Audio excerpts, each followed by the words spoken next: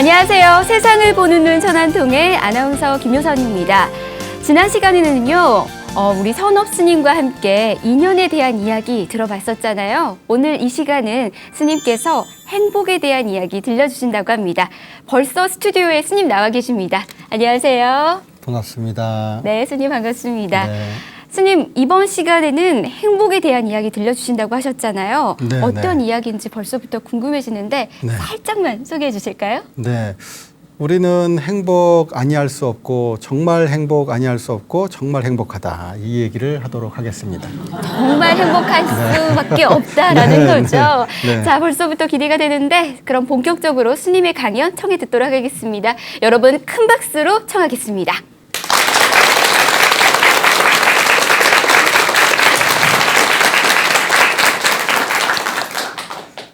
얼마나 이 몸이 기분이 좋을까요? 왜냐하면 박수 치면 칠 때마다 세포들이 이 나를 챙겨주는구나 싶어가지고 세포들이 좋아한대요. 몸이 이제 한 60조 개 정도 되는 세포로 이루어졌다고 하는데요. 세포 낱낱에 기쁨을 줄 수 있는 방법이 여러 개가 있다고 합니다. 그 중에서 절하는 게 사실 최고 좋은 것 같긴 한데요. 절을 하면 다 움직이셔야 되잖아요. 다. 그러니까 절하시면 참 좋고요. 그 다음에 이제 또 할 수 있는 게 공양을 하시면 됩니다. 여러분, 맛있는 거 드시면 일단 표정을 감출 수가 없고요. 일단 좋아가지고 그 행복감의 절정은 역시 먹는 거에 있는 게 아니에요. 저는 이제 마음 행복이라고 저희 센터 이름이 되어 있는데요. 몸과 마음이 다 행복해야 된다. 이런 거죠.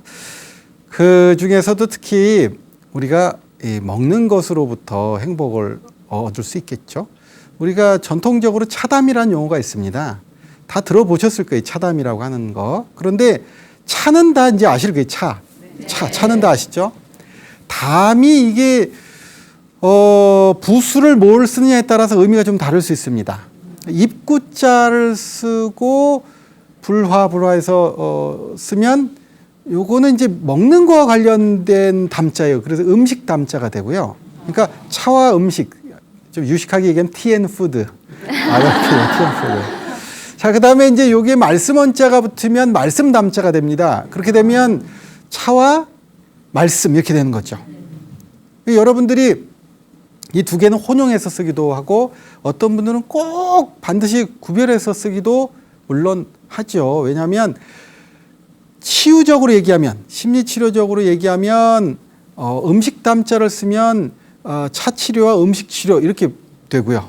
그 다음에 차담으로 쓰면 이것은 우리가 차를 나누면서 상담을 한다. 이 뜻으로 쓰이기 때문에 굉장히 용어가 좀 다른 용어가 될 수 있습니다. 하지만 어쨌든 뭔가를 마시고 뭔가를 먹고 이런 의미에서는 같이 쓸 수도 있겠죠. 그런데 전통적으로 우리는 그냥 차담을 나누는 게 아니라 5가지 우리가 알아차리고 집중하고 그 행위를 계속하는 차원에서 사실은 차담을 나눴거든요.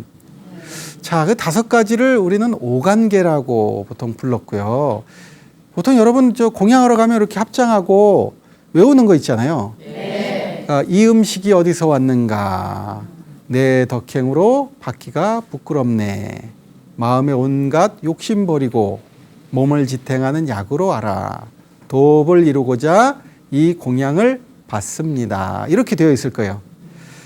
이 5가지는 우리가 행복에 이를 수 있는 정말 좋은 방법론으로 제시가 된 것이거든요. 그래서 5관, 5가지 관찰 방법이다. 이렇게 보시면 쉽게 이해가 되실 거예요. 5가지 관찰하면서 우리가 음식물도 섭취를 하면 이것도 수행이 될 수 있고 공부가 될 수 있고 결국은 행복이라는 효과를 볼 수 있구나 이렇게 여기면 되는데요. 일단 첫 번째부터 한번 살펴보도록 할게요. 이 음식이 어디서 왔는가 이 대목을 가만 살펴보면 음식은 차도 있고 그 다음에 쌀 밑자가 들어간 것도 있죠. 쌀이요. 근데 쌀 밑자도 가만 보면 쌀 한 톨이 만들어지기까지는 한자로는 그렇게 돼 있답니다. 80 8번의 손길이 닿아야지만이 쌀한톨이 이루어진대요. 한자 그렇게 돼 있더라고요. 그다음에 차도 보면 차도 위에 풀초자가 이게 20을 가리키는 한자로도 쓸 수 있어요. 20이요. 그다음에 안에 이것도 다시 88이 되거든요. 그러면 합치면 108번의 손길이 가야 여러분 차 한 잔 마실 수 있다고 합니다. 그럼 이제 여러분들 이제 나가서 차를 못 드실 수도. 108번의 손길이 여기 담겨 있다니. 이 차가 여기 오기까지 공양도 못 하시는 거죠. 여덟. 네. 그래서 우주의 작품이 바로 음식이다. 이런 표현이 있어요. 우주의 작품이. 즉 하늘이 도와주지 않았다면, 땅이 도와주지 않았다면, 공기가 도와주지 않았다면, 정말 그 수많은 기후 변화가 도와주지 않았다면 이거는 아마 여기까지 오지 못했을 거야. 이런 관찰로 여러분이 지금 흔히 대하는 음식을 바라보게 되면 남기기가 좀 힘들지 않을까요? 이거 뭐 버리기가. 그래서 예전에 재미난 말씀들이 많아요. 수행하시면서. 특히 예전에 어떤 스님이 큰 스님 뵙기 위해서 어디를 가고 있었는데요.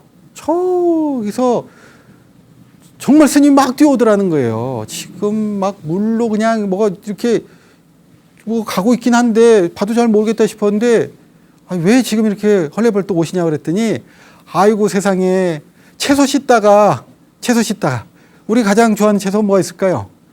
상추요? 최고입니다. 상추 세상에 꼬다리 끝에 그거 하나 흘렸다고 그거 쫓아오느라고. 네, 그런 얘기도 있고요.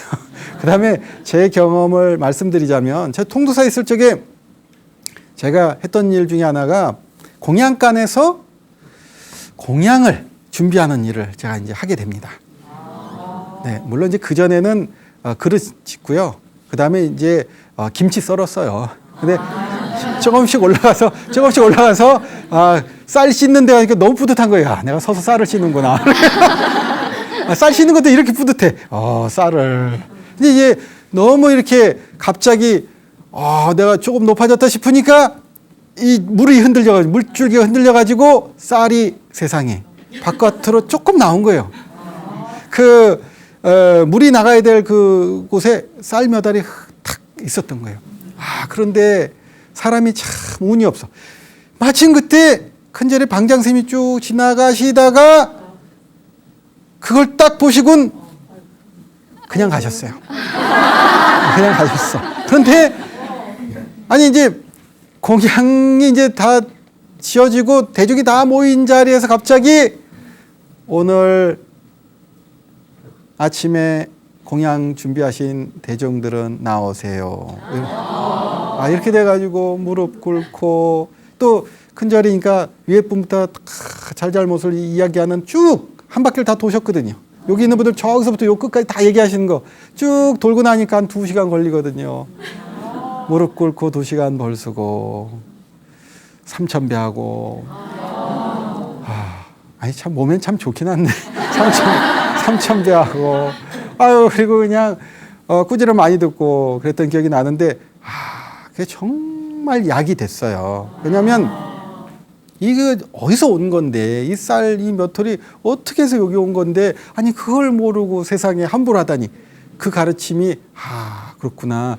우리가 먹을 걸 통해서 행복을 얻는다는 것이 다른 사람들이 다 나눠준 여러분들이 다 땀 흘리고 여러분들의 공덕이 나한테 최종적으로 온 거구나. 이 생각이 드니까 난 정말 조심해서 잘 살아야 되겠구나. 이 행복이라고 하는 것이 그냥 오는 것이 아니구나. 이런 생각이 들더라고요. 이런 관찰이 되더라고요. 그리고 그냥 음식만 오는 게 아니고 어디서 왔는가. 내 덕행으로 받기가 부끄럽네. 내가 뭘 한 게 있다고. 이러면 이제 자기 반성이 되잖아요. 내가 정말 이 음식을 받을 만한 자격이 있는가. 난 지금까지 뭘 해오고 있었는가. 난 정말 열심히 노력했는가. 난 진짜 수행했는가. 사실은 여러분들이 절에 오셔서 저희들한테 막 절을 해주시면 막 삼배하고 이러시잖아요. 그러면 제가 아주 그냥 너무 고맙다고 맞절을 합니다. 왜냐하면 사실 절은 본인을 보는 거거든요. 여러분들이 본인의 모습을 이렇게 보면서 절을 하면 저는 또 내 모습 지금 절을 하고 있는 저분 저렇게 자기 스스로를 바라보는데 나도 나를 좀 바라봐야 되겠다. 이래서 저도 자기 자신을 확인하는 그런 절을 하거든요. 그렇듯이 나를 확인하게 되고요. 그리고 거기서 끝나는 게 아니라 자, 이 음식이 어디서 왔는가? 내 덕행으로 받기가 부끄럽죠. 그렇잖아요. 근데 이때 바로 내 마음을 한번 살펴보는 계기가 되는 거예요. 마음을 살펴보는. 그래서 내가 마음씀을 어떻게 지금까지 하고 있는지, 내가 정말 지금 수행을 통해서 알아차리고 그리고 이걸 집중해서 내가 내 자신의 업을 녹이고 내 잘못된 이 마음을 다 고치고 훼손된 욕구를 바로하고 부정적 감정을 없애고 무엇보다도 고장난 사고를 다 지금 바르게 하고 있는가, 이것을 세 번째 단계에서 살펴보는 순서예요. 말 그대로 수행이죠. 내 자신을 살펴보잖아요. 그리고 네 번째가 되면 드디어 이 음식이 나한테 들어와서 내가 몸을 지탱하는 약이라는 개념이 참 좋더라고요. 왜냐하면 음식을 그냥 내가 수행하는데 그냥 먹긴 하지만 이 음식을 과하게 먹으면 몸을 지탱하는 게 아니라 콜레스테롤부터 시작해서 온갖 병이 다 오죠. 그 다음에 너무 사실은 적게 먹어도 문제가 되겠죠. 그래서 불교에서는 중도란 말이 참 좋은데요. 중도. 이 중도란 말이 참 좋은데 이것을 영어로 절묘하게 잘 옮긴 표현이 있더라고요. 중도라는 표현도 참 좋은데 밸런스라고 옮긴 영어가 있습니다. 밸런스. 말하자면 여러분들이 과도하게 한다든가 아니면 너무 모자라게 한다든가 이것의 밸런스를 잡는 것이 굉장히 쉽지 않은 것이죠. 그러니까 너무 과도하게 먹는다든가 아니면 너무 안 먹어가지고 여러분 거식증 걸리고 이런 분들 보면 너무 슬퍼요. 여러분이 너무 많이 먹는 폭식증과 거식증이 또 같이 또 연결돼 있거든요. 막 먹고 그걸 또 어떻게 못해서 또 괴롭고 막 먹고 괴롭고 이것을 이제 반복하게 되다 보면 여러분 너무너무 슬픈 결과가 일어나거든요. 그것이 몸을 지탱하는 약으로 먹었으면 되는데 이것을 흥분해가지고 더 먹거나 모자라게 먹거나 이러한 일이 생기다 보니까 문제가 생겼기 때문에 오히려 나의 스스로에게 약이 되고 있는가를 관찰하면 또 좋은 수행법이 되고요. 그리고 드디어는 이것이 어떻게 마지막으로 쓰여야 될 것인가가 도업을 이루고자 부분이거든요. 즉 내가 이것을 먹고 그냥 끝내는 게 아니라 내가 이걸 통해서 정말 공부 열심히 해가지고 사실은 거기에 붙어있는 게 꼭 있습니다. 뭐냐면 이것을 주변 사람들에게 내가 원만하게 나누기 위해서 이 음식을 먹는 것이다. 이렇게 생각하게 되면 내가 이 공부 열심히 해서 주변 사람들에게 이 행복감을 꼭 나눠줘야지.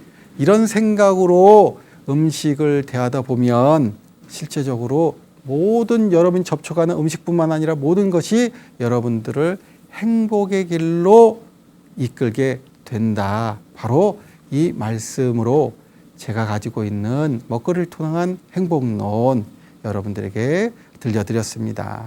네. 스님 정말 이야기를 들으면서요 반성을 많이 했습니다. 음식을 먹을 때 방금 말씀해 주셨던 것처럼 차 한 잔도 많은 손길이 간다고 했잖아요. 그만큼 음식 먹을 때 감사하고 또 행복하게 먹어야겠다라는 생각이 드는데요.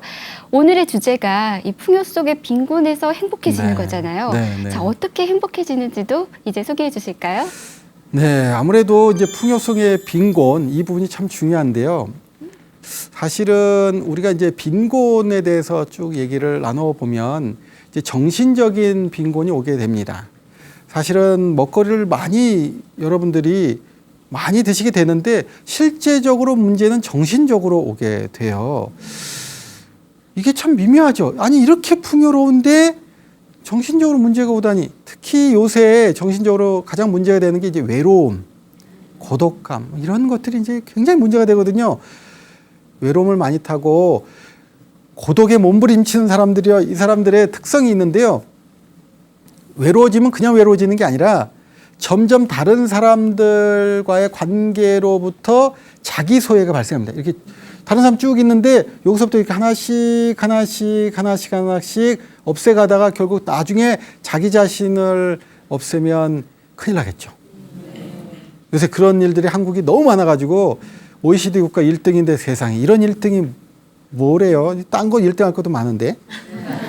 그러니까 이건 좀 그렇고 이렇게 외로움이라든가 고독 이런 것들이 지금 굉장히 문제가 되는데요. 제가 이제 본 영화 중에 하도 인상이 남아서 기억한 영화가 있는데 김씨표류기라고 잘 모르시더라고요. 제가 어디서 얘기하면 아니 김씨표류기라는 영화가 있어요. 그러면 무슨 아동용 영화인가 이렇게 얘기하는데 아동용 영화는 아니더라고요. 그 내용이 보니까 김씨가 이제 이렇게 회사 생활하고 막 힘들다 이제 표류를 정말 하게 됐는데 그 외톨이 증후군 걸린 여자분이 이렇게 바깥을 세상과 접촉하는 수단이 망원경만 가지고 이렇게 자기 홀로 가두어져 가지고 바깥에만 이렇게 보는 여자분이 바깥에 그걸 봐서 그 사람을 보게 됩니다.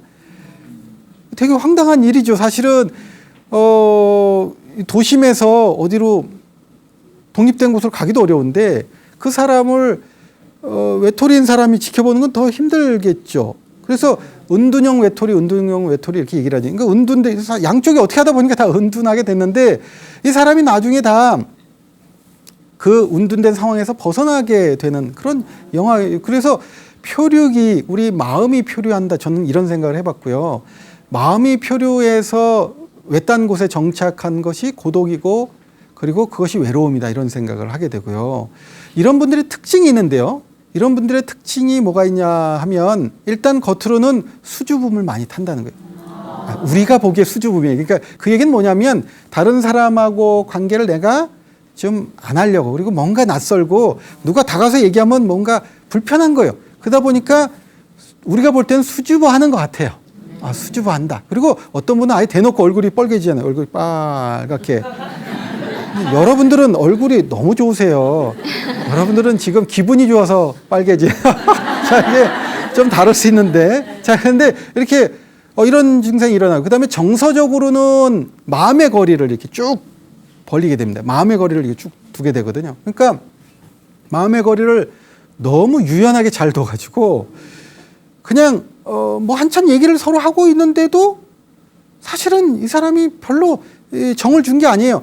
얘기만 잔뜩 뭐 이렇게 한 거지 실제적으로 만날 의사도 없고 그냥 적당한 거리만 이렇게 두고 얘기 오면 얘기들 다 옆으로 비켜가는 거죠. 이렇게 지나가고 위로 지나가고 이러니까 얘기하던 사람도 나중에는 뭔가 답답하죠. 뭐가 이렇게 얘기를 쭉 하는데 반응이 없어.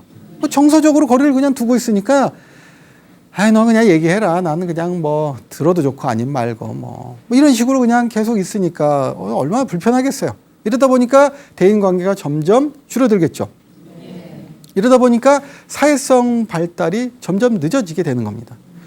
자, 이런 원인은 사실은 초기 어렸을 적에 부모의 양육하고도 사실은 관련이 있어요. 초기에 사실은 여러분들 333 법칙이 있다는 거 혹시 아세요? 아니요. 아, 감사합니다. 확실히 물어보려고 했는데. 자, 그래서 333 법칙이라고 요새 유럽 미주 지역에서 굉장히 유행하는 법칙이 있어요. 이 자녀 양육에 대한 법칙인데요. 리모컨 있죠, 리모컨. 리모컨을 3세 이전에는 리모컨을 절대 주면 안 된다. 이게 요새 리모컨 일부러 주나요? 너 놀아라. 이거 리모컨을 주게 되면 세상이 누르는 대로 돌아간다고 생각해서요. 누르면 세상이 저렇게 되는구나. 누르면 이렇게 되는구나. 이렇게 해서 자기 자신에게 이 세상이 다 맞춰져 있다고 착각을 하게 된대요. 어린 나이에. 그래서 나중에 일 터지면 다 옆에 사람 다 잘못했다 그러고 자기는 내 잘못 하나도 아니고 뭐 이런 특성도 나타내고 나중에는 세상과 자꾸 동떨어진 생활을 하게 된대요. 그래서 컴퓨터만 하게 되고 아무것도 안 한대요. 자, 그리고 두 번째 3은 TV 보여줄 때는 3m를 떼서 요렇게 여러분 저거 있잖아요. 요렇게 청테이프? 제가 한 일 중에 입양아들이 한국에 오면 제가 한 17년 정도를 이렇게 투어할 때 가서 명상도 가르치고 이렇게 했습니다. 물론 제가 영어로 다 했겠죠. 근데 이런 걸 가르치고 했는데 거기 이제 인솔자 분을 제가 또 우리 한국 학생들을 데리고 미국의 동부 지역에 갈 일들이 있어서 그 집에서 초청을 받아서 갔더니 청테이프를 이렇게 붙여놨어요. TV 저쪽에 있고. 애가 둘인데요. 청테이프에 그냥 무릎을 딱 붙이고 고개를 이렇게 빼고 TV 보려고 이렇게 빼고 그냥 TV 보려고.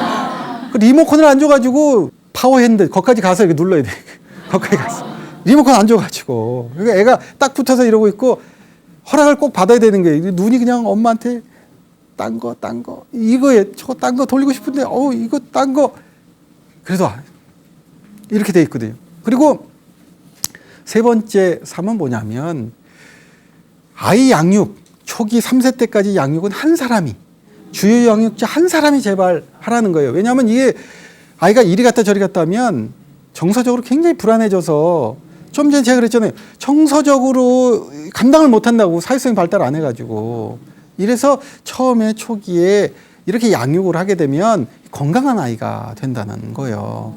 자, 그래서 이렇게 문제적인 사람이 나올 수 있는 또 세 번째는 뭐냐면 인지적으로 또 문제가 있어서 모든 문제가 생기면 남 탓을 한다거나 이렇게 탓을 남한테 막 돌리는 이런 귀인 절차를 밟아요. 그리고 그것 때문에 내가 정말 저 사람들 때문에 내가 못 살아. 그리고 나는 내가 정말 못났나 보다. 저런 인간들하고 내가 사귀는 거 보니까 내가 정말 사람이 아닌가 봐. 이러고 자기를 담쌓기를 막 하는 거예요. 이렇게 되니까 벌써 수줍죠. 거기다 정서적 거리를 두는 게 익숙하죠. 거기다 자기 자신을 훼손하는 이런 생각을 계속 반복적으로 하다 보니까 이 사람이 어떻게 살겠어요. 이런 사람이 살 수가 없는 거죠. 이런 외톨이. 그래서 이런 외톨이들이 사실은 지금 우리나라에도 너무 많아서 이것을 어떻게 고칠 것인가를 지금 굉장히 연구를 많이 하고 있어요. 그래서 사실은 찾아가는 서비스. 우리가 여러분들이 외롭고 쓸쓸하면 정말 가서 손잡고 노래도 있잖아요. 쓸쓸할 때 우리가 이제 나타나서 손잡고 여러분들하고 얘기하고 이러면 여러분들이 아무리 은둔형이라도 다 벗어날 수 있다고 하는 거예요. 이렇게 되면 좋을 것 같지 않아요? 자, 그래서 이런 여러분들이 진짜 외롭고 쓸쓸하고 뭔가 이렇게 안 풀리고 이럴 때 가장 좋은 방법은 여러분들이 직접 와주시는 게 참 좋고요. 아니면 우리가 정말 찾아가는 서비스를 해서 여러분들의 문제를 해소하는 것도 정말 좋은 방법이 아닌가 싶고요. 그리고 그런 사람들이 많이 있어서 이런 문제들을 잘 해소하면 정말 좋을 것 같지 않나요? 네. 그렇게 좀 만들어가면 참 좋을 것 같습니다. 네, 마음이 빈곤함을 느낄 때 이 333 법칙 기억하면 좋을 것 같습니다. 그렇죠? 네. 그런데 스님, 더 궁금한 건요. 마음이 행복해지려면 다른 비법이 있을 것도 같거든요. 좀 네. 비법도 함께 소개해 주시죠. 여러분들 이 비법이라고 하는 게 그 신비로운 이런 능력을 또 큰 침 하나로 한 방에 딱 이런 게 있으면 얼마나 좋을까요? 그런데 그런 것이 있으면 참 좋긴 한데 쉽지가 않죠. 그래서 하나씩 훈련을 한다고 합니다. 저희는 이제 그 용어를 훈련. 그래서 이분이 훈련을 받았느냐, 받지 않았느냐 이런 표현을 많이 쓰는데요. 행복의 길은 훈련의 길하고 연결이 되어 있어요. 그래서 자비이사 이런 것도 이제 연습을 쭉 하는 것이고요. 저는 여러분들에게 권해드리고 싶은 것이 하나 있는데요. 권청이라는 방법을 소개시켜드리고 여러분들이 꼭 그 권청이라는 방법으로 행복의 길을 찾았으면 좋겠습니다. 네, 여러분들이 이 권청이 낯설 수 있는 단어인데요. 부처님 일대기의 첫 장은 권청으로 시작됩니다. 자, 이게 왜 그러냐면 부처님께서 시달타에서 깨달음을 얻은 분으로 가는 과정에 범천이라고 하는 신이 등장하는데요. 이거는 이제 여러 가지 해석이 있을 수 있습니다. 자기 자신 안에 두 가지 생각이 지금 서로 얘기를 나누는 것이다, 내부적으로. 이런 해석도 충분히 가능하거든요. 그래서 심리학하고 이럴 때는 사실은 내부에서 이렇게 하는 걸로 해서 심리학을 하기도 하는데요. 자, 범천이 와서 딱 이렇게 얘기를 합니다. 부처님이 되어서 보니까 많은 사람들이 다 그냥 자기가 사는 거에 만족해서 그냥 사는데 굳이 내가 이렇게 행복한 길을 내가 굳이 안 알려줘도 저 사람 다 저렇게 사는데 그리고 내가 이거 알려줘 봐야 잘 모를 텐데 뭐 이런 거 있잖아요. 괜히 이렇게 와서 참 좋은 얘기라고 하지만 저는 바빠서 듣기가 힘들어요. 저 그냥 먹고 살기가 너무 힘든데요. 그냥 오늘 하루도 떼거리를 마련 못 하는데 제가 꼭 그런 것까지 해야 되나요? 이렇게 될 수 있는 거죠. 그래서 범천이 등장해서 아니라고. 저런 사람들일수록 바로 이런 말씀이 필요하다고, 저분들도 다 부처님과 같은 능력을 갖고 있고 부처님과 같은 기능을 다 발휘할 수 있는 그런 분들인데 지금 얘기를 안 해주시면 어떡하냐고, 이제 이렇게 되거든요. 이게 이제 바로 범천이 부처님께 권청이라는 걸 합니다. 자, 여러분들이 행복하려면 접촉도 많이 해야 되지만 반응과 표현을 잘 해야 됩니다. 표현 방법을 못 익히시면 일이 커집니다. 자, 여러분들의 몸과 마음에 어떤 현상이 일어납니다. 자, 좋은 현상도 일어날 수 있고 안 좋은 현상도 일어날 수 있습니다. 그런데 문제는 좋은 현상이 일어났던 안 좋은 현상이 일어났던 이 현상이 일어났을 때 여러분들이 관찰을 잘 해서 여러분들이 그것 중에서 좋은 거를 이렇게 골라서 선택해서 사용하고 표현하면 아무 이상이 없는데요. 여러분이 이걸 못 보고 안 좋은 것만 자꾸 일으키고 그리고 일어난 것도 파악 못해서 계속 습관적으로 살게 되면 사실 끝에 여러분들이 자기 표현을 못해서 더 슬픈 일이 벌어지거든요. 예를 들면 이런 겁니다. 여러분의 배우자한테 무슨 얘기하고 싶거나 자녀한테 무슨 얘기하고 싶은데 첫째는 관찰이 안 돼서, 두 번째는 수줍어서, 옛날부터 내가 살아오던 패턴이 아유 내가 뭐 누구한테 표현하는 게 진짜 힘들어, 이런 것을 크게 나누면 이럴 수 있는데요. 무슨 상황이 벌어지면 우리가 반응하는 게 여러 개 있을 수 있는데요. 여러분 성격 유형에 따라서 좀 다를 수 있어요. 감정 유형의 사람들은 욱하죠. 욱. 그래가지고 그러면 참거나 비난하거나 두 개 중에 하나 씁니다. 욱하지만 이게 누르면 이제 여러분이 이제 화병 생길 거 아니에요. 그렇다고 비난을 퍼보면 어떻게 돼요? 딴 사람이 화병 들죠. 아니면 서로 싸우거나. 이게 일이 커지잖아요. 자, 이런 형태가 있고요. 그 다음에 생각이 많은 사람들은 이렇습니다. 두 가지 종류로. 막 되게 혼란하거나, 정리가 안 돼서 혼란해, 이러거나, 아니면 또는, 이렇게 딱 서서, 니들은 다 못나서 저렇게 싸우는 거야. 내가 얼마나 잘난 사람인데, 이 사람들이 이게 상황 파악도 못하고, 이렇게 볼 수도 있어요. 희한하죠? 그 다음에, 욕구형들은 그냥 쫓아다니면서 다, 그냥 그 중에서 내가 이득되는 거, 이 중에서 좋은 거 내가 챙기고, 아닌 건 버리고 챙기고 버리고 이렇게 살거든요. 여러분이 요 네 가지 중에 많은 것, 크게 나누면 세 가지지만 이 셋 중에 하나를 주요 여러분의 성격으로 해서 표현하고 살아요. 처리 방식이 이런 거예요. 자, 그런데 이런 것을 여러분이 좀 잘 알게 되면, 내 처리 방식을 좀 잘 알게 되면 이제 어떻게 할 수 있죠? 지금 제가 가르쳐 드리는 권청이라는 방법을 잘 쓸 수 있게 돼요. 자, 권청이라고 하는 것은 자, 권유하고 부탁하고 요청하고 이런 걸 줄인 말이에요. 근데 이런 게 되려면 네 단계로 구분이 가능한데요. 권청은 첫 번째는 내가 원하는 게 뭔지, 첫 번째 그 단계고요. 두 번째는 바로 여러분들이 정사유, 영어로 하면 인텐션인데 의도예요, 의도. 여러분 저 두 분이 얘기하다가, 그러니까 당신 하고 싶은 얘기가 뭐야? 그러니까 당신 하고 싶은 얘기가 뭐냐고. 이게 뭐예요? 그 의도가 뭐냐고. 지금 이 얘기를 하는 의도가 뭐고, 지금 하고 싶은 얘기가 뭐냐고. 이게 이제 의도에 해당되고요. 세 번째 단계는 이거를 행동, 말과 행동으로 표현을 한번 해보죠. 이게 불교 용어에서는 행위고요.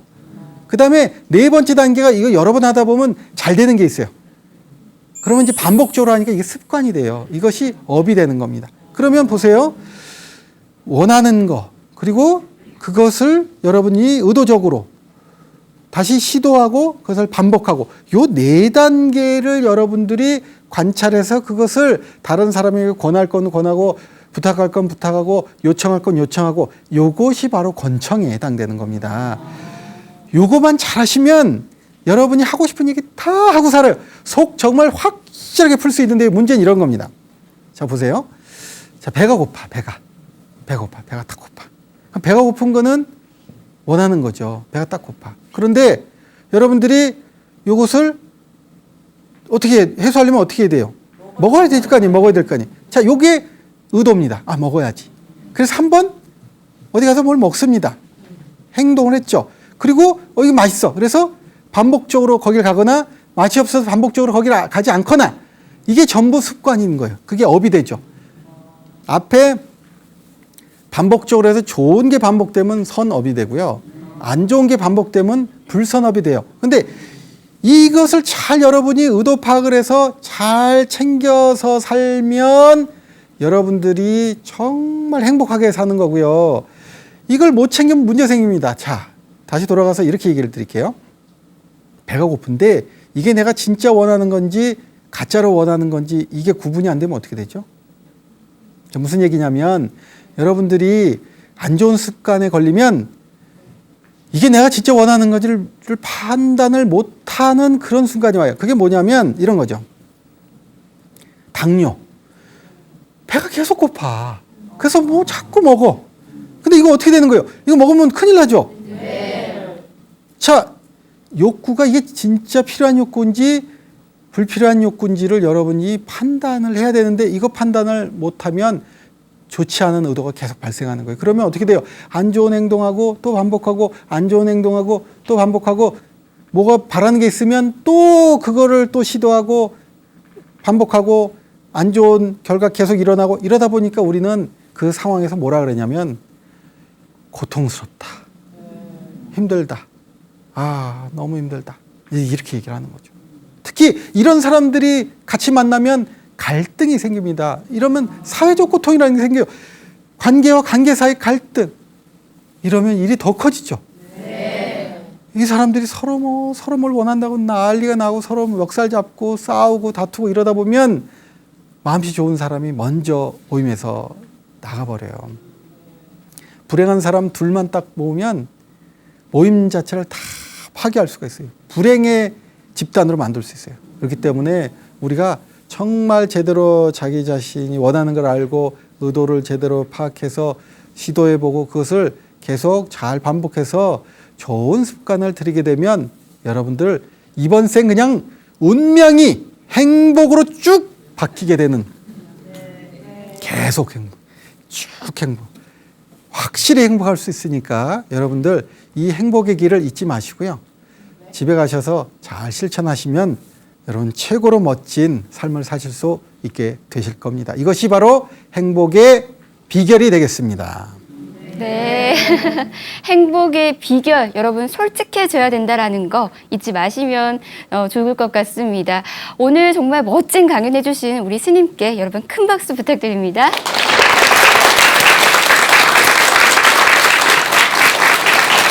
네, 이번에는 방청객 여러분의 또 질문 받아보도록 하겠습니다. 어떤 분이 먼저 하시겠어요? 아, 네. 여럿이 모이다 보면 이런 사람 저런 사람들이 있잖아요. 그런데 이 사람한테는 이 말하고 저 사람한테는 저 말하면서 이간질을 하는 사람이 있어요. 아, 계속 네. 분란을 일으키는데 어떻게 해야 할까요? 이간질하는 사람, 이럴 때는 어떻게 해야 될까요? 거기에 대해서는 답이 딱 나와 있죠. 말하자면 이간질을 했다는 걸 알았다는 거는 이간질했다는 걸 알았다는 건 벌써 누구와 누구한테 얘기했다는 걸 아는 거잖아요. 네. 그러지 않고는 이간질하는 걸 내가 알 수가 없는 상황이죠. 네. 저 사람 얘기에 대해 모르고 있으면 저 사람이 이간질했는지 아닌지 우리가 전혀 알 수가 없거든요. 바로 이럴 때 필요한 것이 이제 자기 중재 기술입니다. 그러니까 내가 지금 이간질 저쪽 이쪽 이 둘이 만나서 먼저 해결해야 되고요. 그 다음에 이간질 한 사람을 정말 모셔놓고 데리고 와서 모셔놓고 삼자로 또 얘기를 해야 되는 거예요. 바로 이것이 관계를 회복시키는 기술이 바로 필요한 대목인데요. 요럴 때 이간질을 했다는 사람이 정말 자신이 원하는 것이 무엇이었는지를 그 자리에서 얘기할 수 있도록만 하면 다 해결됩니다. 이 사람이 만약에 이 두 사람으로부터 다 사랑을 받고 싶었다. 애정 결핍형이었다. 그러면 여러분들이 거기에 맞는 아 그렇구나. 애정을 주시면 되죠. 아 정말 그렇게 사랑받고 싶었어. 요새 정말 문제가 되는 건 어렸을 때 애정 결핍 문제가 너무 많거든요. 요새. 네. 그래서 이런 경우가 요새 흔합니다. 그렇기 때문에 오히려 더 쉽게 그 사람들의 애정을 자와 비 희화사, 그래서 자비사라는 거, 특히 따뜻한 마음을 주고 그 사람의 속상함을 걷어주고, 그리고 이 사람이 이간질을 한 그 행위가 왜 일어났는지 원인을 알아서 거기에 따른 해소를 해주는 여러분들이 이렇게만 할 수 있다면 어떤 상황이 와도 여러분들 마음 상하지 않고요. 오히려 이간질하는 사람도 여러분들이 거기서부터 구제, 도와줄 수가 있게 되는 겁니다. 꼭 그렇게 한번 해보시면 좋을 것 같습니다.